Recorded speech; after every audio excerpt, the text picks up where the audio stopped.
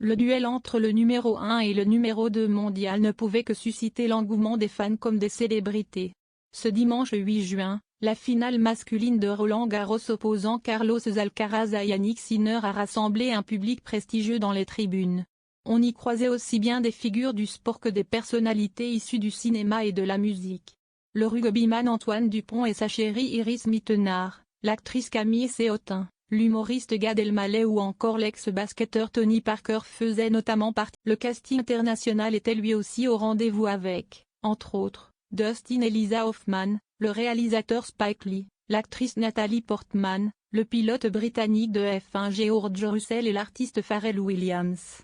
C'est donc sous les regards de ces personnalités, aux côtés de légendes du tennis français tels que Yannick Noah, que Carlos Alcaraz tentait de défendre son titre face à Yannick Sinner, déterminé à décrocher son premier trophée parisien après plusieurs tentatives infructueuses. Le spectacle n'était pas toujours réservé aux cours, même lors d'un tournoi aussi prestigieux que Roland-Garros. Un incident inattendu s'est produit en tribune il y a quelques années, là où l'ambiance reste d'ordinaire plus feutrée. Pourtant, ce jour-là, la scène a bien eu lieu au cœur du cours Philippe Chatrier, créant un moment de surprise pour les spectateurs. Retour au 12 juin 2021, pendant la finale dames opposant Anastasia Pavlyuchenkova à Barbora Krejcikova.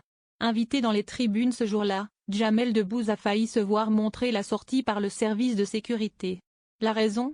Une atmosphère qui l'a un peu trop animée, créant une ambiance jugée trop festive par rapport au cadre habituel de cette rencontre des Graën d'Echelem. C'est au micro d'Eurosport que l'arbitre bien connu Kader Nouni a partagé les coulisses de cette scène insolite. Il a raconté comment Jamel Debbouze, assis non loin de Patrick Bruel, a attiré l'attention. Mais pas forcément pour les bonnes raisons. Il commence à crier, pour encourager les joueuses, note de la rédaction, mais pas au bon moment. Il parlait ou faisait des blagues juste avant que les joueuses servent. Je me dis aïe, aïe, aïe, a confié l'arbitre, rappelant ainsi que, dans l'univers du tennis, le respect du silence durant les échanges est une règle et pour désamorcer cette situation délicate, Kader Nouni a pris l'initiative d'intervenir. Il a alors fait appel à la sécurité afin que l'humoriste soit brièvement recadré. Je lui envoie quelqu'un de la sécurité pour essayer de lui expliquer un petit peu ce qu'il ne faut pas faire, a-t-il expliqué. Une manière discrète de rappeler que même lors d'un événement festif, certaines règles restent incontournables sur le court. Le message a été bien compris, Jamel Debbouze a vite adopté un ton plus discret, mettant ainsi un terme à l'incident. Après le match, il a eu l'occasion d'échanger quelques mots en coulisses avec Kader Nouni. L'humoriste a présenté ses excuses, précisant qu'il assistait à une rencontre de tennis pour la première fois. L'échange s'est déroulé dans une ambiance détendue.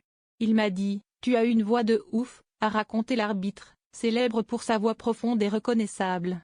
Avec humour, Kader Nouni lui a répondu « Je peux présenter le Jamel Comedy Club quand il veut ». Pendant ce temps, le tournoi de Roland-Garros suit son cours.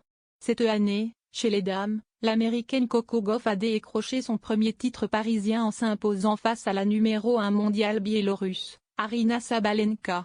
Quant à la finale masculine, elle bat actuellement son plein sur le cours Philippe Chatrier, mettant aux prises les deux meilleurs joueurs du moment, l'Italien Yannick Sinner, N.1, et l'Espagnol Carlos Alcaraz,